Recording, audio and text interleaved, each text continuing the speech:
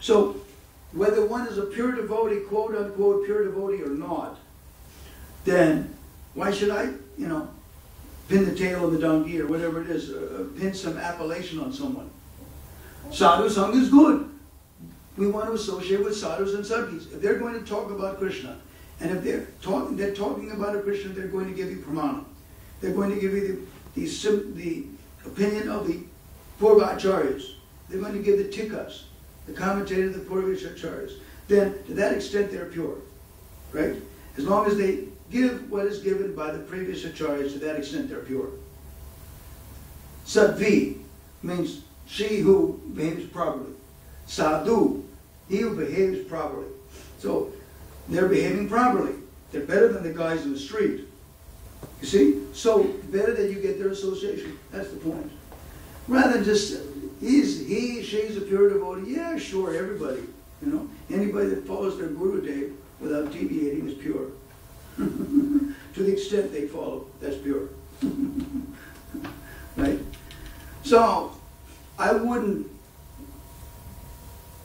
say, well, remains to be seen whether my discrimination is I'm going to prove. Like, for example, in Gauranga's day, when Nakula Brahmachari was there, he had one of the symptoms of Mahaprabhu's avesh, that Mahaprabhu was manifested through the body of Nakula. So different Parshadas, associates of Gauranga, would look into this. I'll believe that Gauranga's taken over his form, that he knows my mantra. He said, like that. And he did. And there were different devotees that wanted to test Nakula Brahmachari in that way, like this. And in each one, he passed the test, to prove to them that unequivocally Gauranga was situated within him and was actually avesh, manifested through him. But the point is this, that they had to prove it, Like, sometimes big sadhus, they think like that. Like, it was very funny. I was discussing with Shrutikirti and Dinabandhu, the devotees, that there was a talk in 1971 when Prabhupada came to Nasik. And some journalists were saying, Swamiji, what kind of Swami is this, Well, can you do some vibhuti, can you do some ash out of a photograph, like that or something? What can you do? And I have to do some magic. And Prabhupada said, magic is that without driving these Western boys and girls, they become devotees and they've taken up your culture that you've forgotten. Well, isn't that a miracle? And the journalist had to admit that, yeah, that's a miracle. These foreigners have taken up our culture that we've forgotten. That is a miracle. So Prabhupada mentioned that. Yeah, what else? Is there a danger if we take the association of sadhus who may not be advanced in spiritual life, that we end up being sort of misdirected consciously or unconsciously? Or we can be in different practices. Misdirected means if they give you some advice which is against the advice of your spiritual masters or other authorities, then yes, there can be some difference of opinion and difference of approach. And yes, but an intelligent person who is chaste to their spiritual master, then even if they hear such things, it's his opinion, it's their opinion, and they're entitled to it on their institutional level or their individual level. And some people would rather be appreciative about the commonalities than the divergence. But for those that are baliseshu, innocent, sometimes the divergence of opinion could overwhelm their own. If they don't have an opinion, then they can be bewildered, and it can be difficult. Yes. So if one is very, very komala shraddha, shraddha is very komala, very soft, and could be thwarted and deviated, then sometimes it's best to not associate with them like this. But there is no harm hearing the opinions of senior Vaishnavas or Vaishnavis in some place. And if your shraddha is firm in your spiritual master and your sampradaya, then such things are not going to sway you. You'll see the commonalities, because we want to see, it doesn't matter, Shastra Pramanam. If they give you Shastra Pramanam from any source, And if it's good, then you're ready to accept gold from a filthy place, Chanakya says. And a good wife from even a bad community, even a low-class community. Gold is gold wherever it is, even if it's fallen into the gutter. Gold still remains its quality. You see? So at the same time, truth, satyameva jayate, that truth is ever victorious. So if truth is there, even amongst Vaishnavas or Vaishnavis outside of your institution or outside of your sampradaya, truth is truth. And scholars will accept it, And people, if you're interested in pramanam, then we don't care where we get it from. If you get pramanam and you verify it to be true, then Krishna has come in the form of that truth. You were eager for it, and they gave it to you, Like that, so we have to accept it. You see, Narada Muni mentions in Bhagavatam that if you say these lakshanas of somebody in a lower class platform or in a different situation, then Titaniva Vinirja said, you have to accept it as it is. Lakshanas, qualifications have to be accepted like that. Same with pramanam, we accept the pramanam. If it's real pramanam, gold is gold. We have to accept it, you see? Now, and if your shraddha is komala, and you have no opinion, then my sannyas guru put it this way: other Vaishnavas from other institutions, they may cause eruptions in one institution or something like that. But for some people that have komala shraddha, who are completely covered over by the modes of material nature, some of those persons are actually brought to Krishna consciousness. They're actually brought. And so some person's been burnt by interpersonal dealings in some institution sometimes. And if that Vaishnava from other institutions, for example, can instill faith in them and get them to engage in the process of Bhagavad Bhakti again by chanting and so associating with sadhus, then yes, it's good. In retrospect, it's good. It may not be good in all the time, place, and circumstance, but it's good in some circumstances for some people with Komala Shraddha. Other people with Komala Shraddha, then it's better they stay away, provided they have another crutch. They have some other place to go for, another set of sadhus to associate with. Then they don't need that. They don't need to go anywhere else for their sustenance. You see? Like that. You follow my point?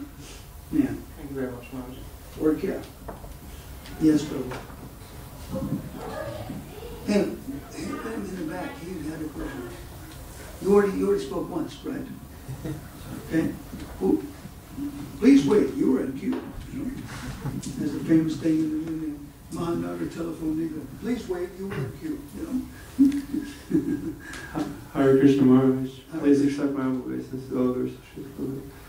There's a question I received on the telephone when I was in reception before the class, so I'm asking it for that person who asked me to ask it. It's Bhakta John Stanley. So he was asking, he read in Bhagavad Gita 18, 14 to 15 that the place of action, the body, the performer, the various senses, the many different kinds of endeavor, and ultimately the super soul, these are the 5 factors of action. Whatever right or wrong action man performs by body, mind, or speech is caused by these 5 factors. Therefore, one who thinks himself the only doer, not considering the 5 factors, certainly not very intelligent and cannot see things as they are. Mm-hmm. What's the question? So the question is that if the Supreme Lord, Krishna, is the ultimate doer, as you also read in the Bhagavad Gita. So if Krishna is the ultimate doer of the action, why is it that the karma is attached to the individual soul or jiva? Krishna is the karta. He's the ultimate doer.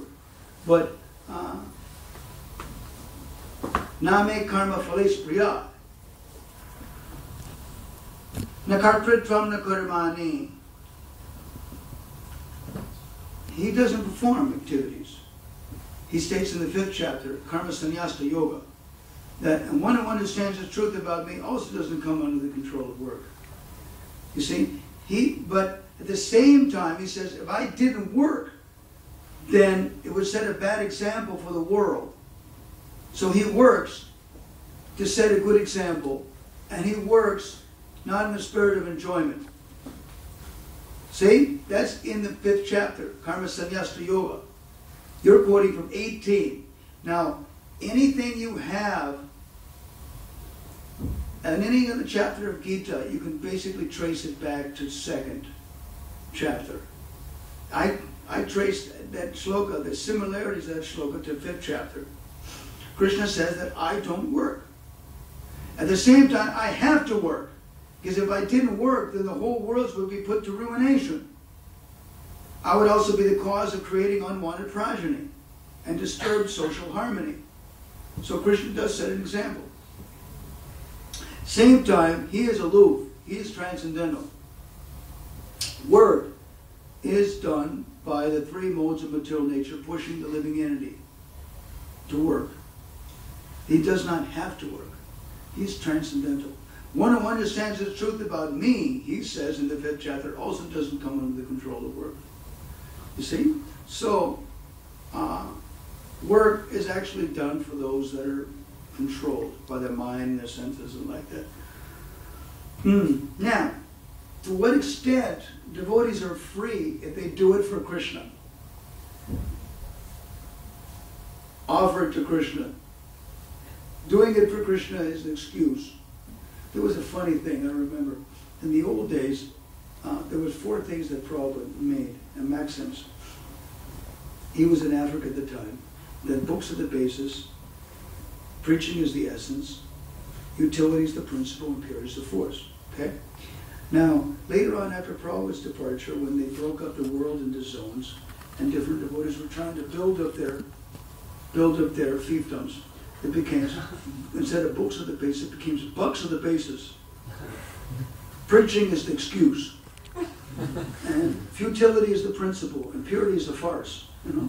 And I remember when my godbrother, Giri Jadava, told me like that. He's from Toronto or something, you know. When he told me that, I was in Jew restaurant or something, I must have fallen off the chair laughing. You know? And if contaminations come into the heart, you know, we have to always, Bhaktivinoda Thakur refers in Amnyaya Sutra to become antarmukh, internally focusing, to be always castigating yourself and analyzing yourself. What is my motivation? What am I doing this for anyway? You know, how to improve it, how to make it better. Follow. So, if we think we're transcendental, devotees don't have to follow rules and regulations, then sometimes we find that we're not so transcendental after all. We are in the body, and we do it. Like, we know we're not this body. What are we doing to prove it? Ekadasi Vratam is a chance to prove it. Staying up all night, you know, fasting all day, giving up all nothing, no nonsense at all. Anything, you know, anything is put off to the next day. Stuff like that. We know that we're aham brahmasmi, I'm spirit. Ekadasi means prove it. You know?